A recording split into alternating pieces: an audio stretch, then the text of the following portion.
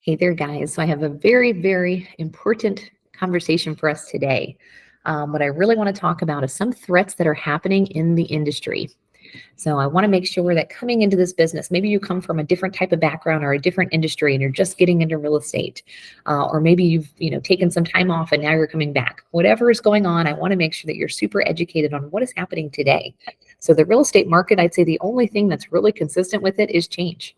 So we're constantly having to be flexible and react to different things that are happening, not only with the market, but also the economy, inflation, interest rates, all these things that are really outside of our control. We've had lots of ups and downs over the last 10 years I've been in the business, and I just want to make sure that you're open-minded to that. So if you're coming from a business that doesn't change very often, this might be a challenge for you. So you have to be very open-minded and flexible, move with the times, change with the times. We're in a very competitive marketplace. There's lots of realtors out there. So just having a real estate license is not enough. So you can also be a nice person, a trustworthy person, a hardworking, work ethic. Still, it's not enough, not in this business. So even just in the small community that I live, there's 50,000 agents. So we're all kind of struggling to keep up with all this, all the business that's out there with just a few good ones. So I want to make sure that you guys really know what you're getting into and how to really make a difference. So for me personally, I really wanted to raise the standard of real estate agents. I felt like we had a little bit of a bad reputation because there's so many out there that are just poorly trained, right? So this is a problem that we're going to have to compete with. So you're constantly have to show that you're different and really just raise that standard and build a better reputation than what we currently have.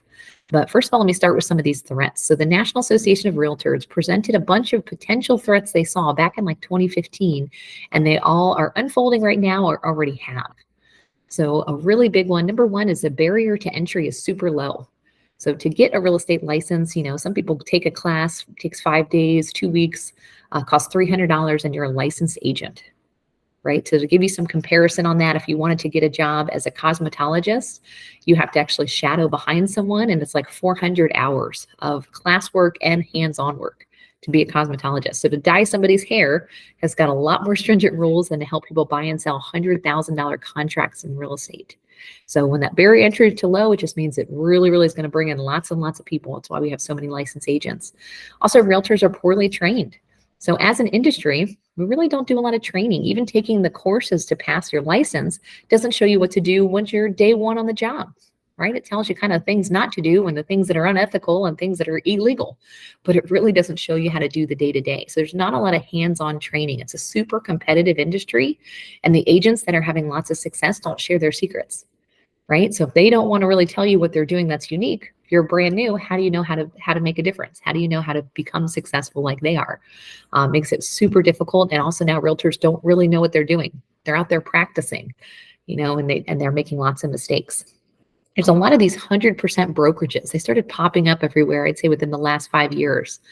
I understand that there is maybe a purpose for them, somebody that already knows what they're doing, has their own, sphere. They've already built their own business, and no one's really helped them along the way. So they're those lone rangers out there, the solopreneurs, maybe. But the problem is it's also attracting brand new agents. So now they're getting 100% of their money, but they aren't being trained. That means your brokerage is offering zero value. So if you're not paying them anything, they're not giving you anything, right? So it's a lot of agents running around without any sort of support, back-end training, hands-on training, anything like that. So they're offering zero value to agents. The marketplace itself doesn't trust realtors. That's a problem. I mean, that's your reputation. So if you're trying to convince someone of how to price their house properly to sell or what kind of offer to make on a house they want to purchase, and they don't even trust you, I mean, it basically means now consumers are running the real estate industry. We don't even have real estate professionals that are professional enough that are making those correct advisements. So it's just a really tough place to be in. Over 30% of agents are new each and every year. So we have lots of people out there not knowing what they're doing, and we're producing 30% more every single year that are not getting training, not getting support, not getting value from their brokers, and they're out there ruining our reputations. The average agent doesn't even know their marketplace. So when I was in corporate America for some time, I always had to know my product. I had to learn it. I had to study. I had to take tests on it. I had to practice it. I had to go to continuing education courses. I was constantly being educated in my field. But since realtors kind of work as solo agents, they work as 1099 independent contractors, they're not even putting the time to learn their marketplace. What's the inventory look like? What's the list price to sold price? What's the average days on market? Really basic stuff people aren't even learning. So how are they ever going to advise their clients when they don't know the marketplace themselves? They also don't really know best practices. They're kind of winging it. Let's try this and see if it works. That's pretty terrifying. There's no industry in the world that just wings it. And for some reason, real estate agents are out there doing that. Also, the marketplace is trying to replace us, right? So you see a lot of these big companies. Zillow, the president of Zillow also used to work for a small company called Expedia. What do you think Expedia did to the travel agency business, right? If you're now going to book a trip, are you going to find a travel agent to help you book it? Or are you going to go to Expedia and you're going to book it yourself and shop rates and all that? So just know that Zillow is trying to replace us. We have Open Door and OfferPad, which are big companies that actually pay cash. They say no need to list your home on the MLS. We'll buy your house, right? So the marketplace in general is really trying to replace us because of the poor professionalism that we've had over the years and the bad reputation. Redfin also now pays their agents like a flat fee, like $20 to go open a door. So they don't even think we have enough knowledge to advise the customer on what they're doing. We just have to open a door. We just have a key to open it. So it's really kind of sad what's happening right now. There's also reduced commissions.